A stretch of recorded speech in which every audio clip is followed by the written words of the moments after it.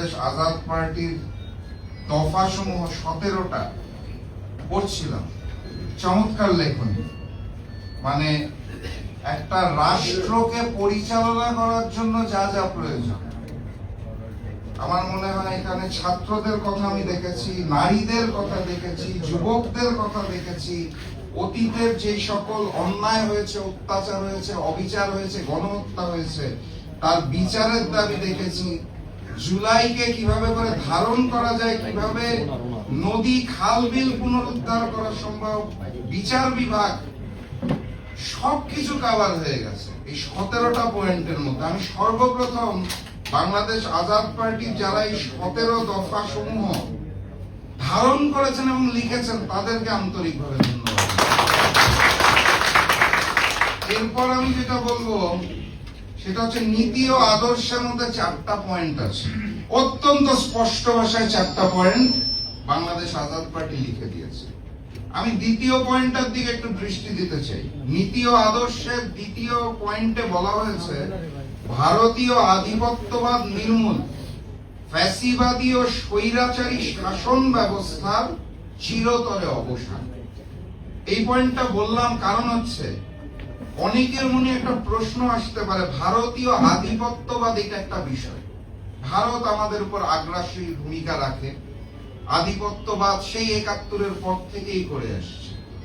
ফ্যাসিবাদী ও স্বৈরাচারী যে শাসন ব্যবস্থা, এটা তো বাংলাদেশে যারা ক্ষমতায় আসে তারা করে।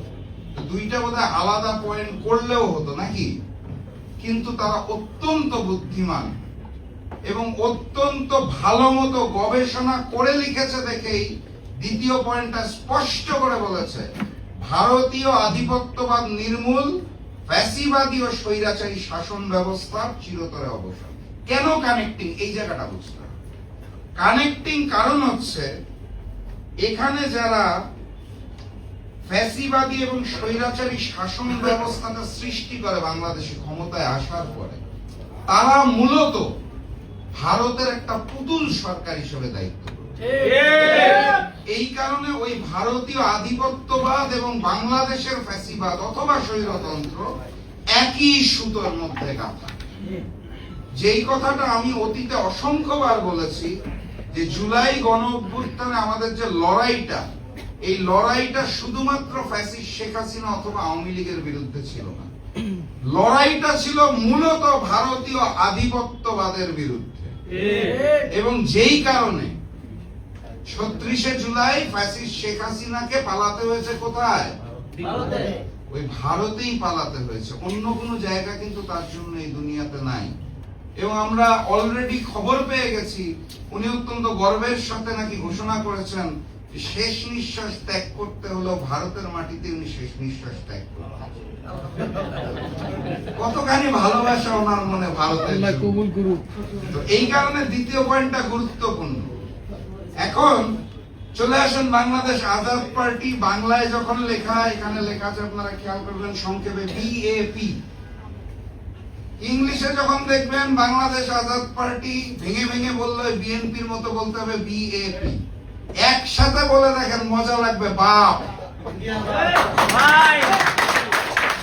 আমি বিশ্বাস করি বাংলাদেশ আজাদ পার্টি ভারতীয় আধিপত্যবাদের বিরুদ্ধে বাংলার মাটিতে ওই বাপের ভূমিকা রাখবে।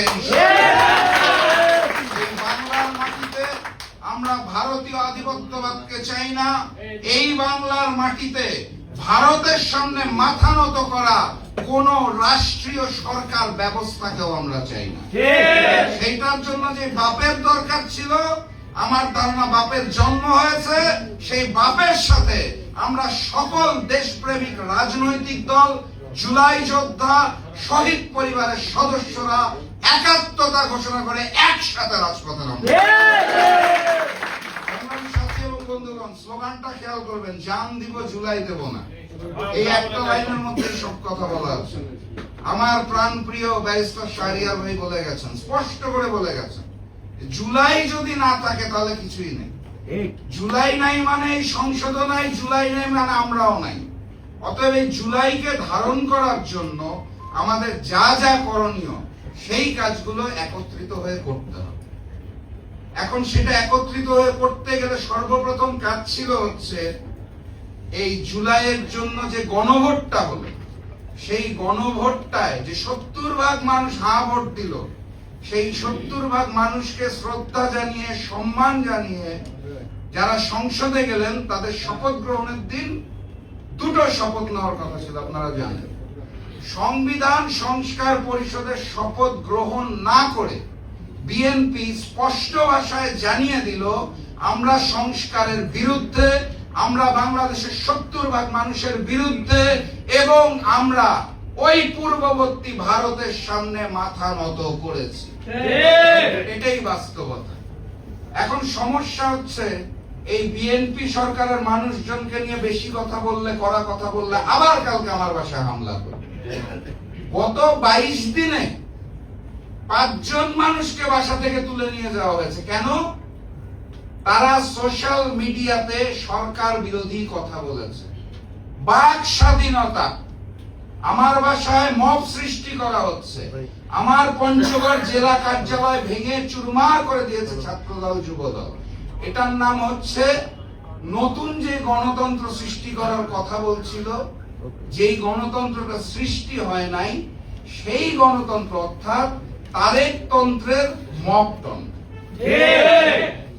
এইটার জন্য তো আমরা জুলাইয়ের এত সংগ্রাম করি নাই। এখন এই নতুন বাংলাদেশে এসে স্পষ্ট ভাষায় কথা বলা যাবে না, সমালোচনা করা যাবে না, মব সৃষ্টি করা হবে, বাসা থেকে তুলে নিয়ে যাওয়া হবে, রাতের আধারে তেলের দাম বাড়িয়ে দেওয়া হবে, জনগণের জনদুর্ভোগ সৃষ্টি করার পথ উন্মোচন করে দেওয়া হবে, জুলাইকে অস্বীকার করা হবে। এই বাংলাদেশের জন্য আমরা সংগ্রাম করি নাই। এই কথাটা তো স্পষ্ট আপনার। আমি কড়া ভাষায় কথা বলতে চাই না, আমি বিনয়ের সাথেই বলতে চাই।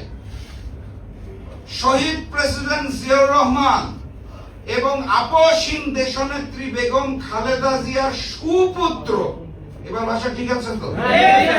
ভাবে না তো?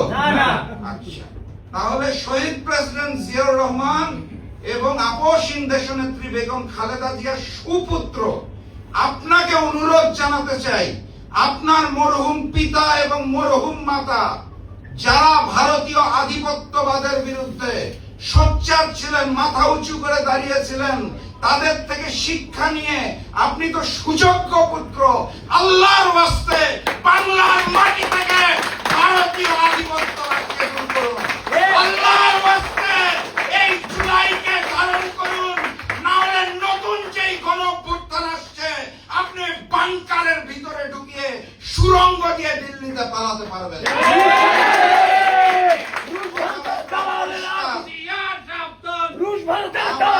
বাংলাদেশ আজাদ পার্টি যে স্লোগান দিয়ে দিয়েছে, এটাই এই মুহূর্তে বাংলাদেশের সকল দেশপ্রেমিক মানুষের অন্তরে গাঁথা আছে। আমরা জান দেব, আমরা জুলাই দেব। জুলাই আমাদের শিখিয়ে দিয়েছে কিভাবে রক্ত দিতে হয়, নতুন করে শিখার কিছু নাই। আর এই সংগঠনটার সাথে একটা মানুষ জড়িত আছে, মানুষটাকে আপনারা সবাই চেনেন, আমার প্রিয় হাসিন ভাই, চেনেন না? এই মানুষটাকে আপনি কি দিয়ে ভয় দেখাবেন, কি দিয়ে আটকে রাখবেন, তার মুখ কি দিয়ে বন্ধ করবেন? গুম ঘরের, আয়না ঘরের সকল অত্যাচার নির্যাতন সহ্য করে যিনি এখনো মাথা উঁচু করে দাঁড়িয়ে আছে, এরকম নেতৃত্ব, এরকম ভাই তো আমাদের সাথেই আছে। শহীদ পরিবারের মানুষরা আমাদের সাথে আছে, জুলাই যোদ্ধারা আমাদের সাথে আছে।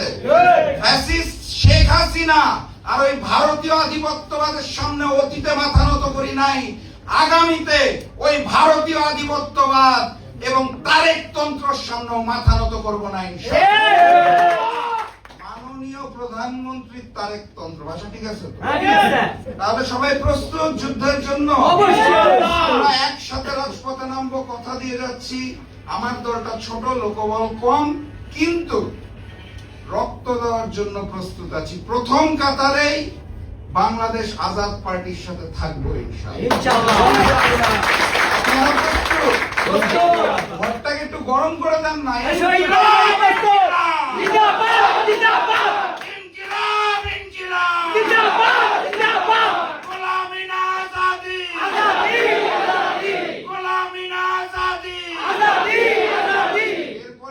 প্রমাণটা রাস্তায় দিব, কিন্তু প্রস্তুত সবাই? প্রস্তুত!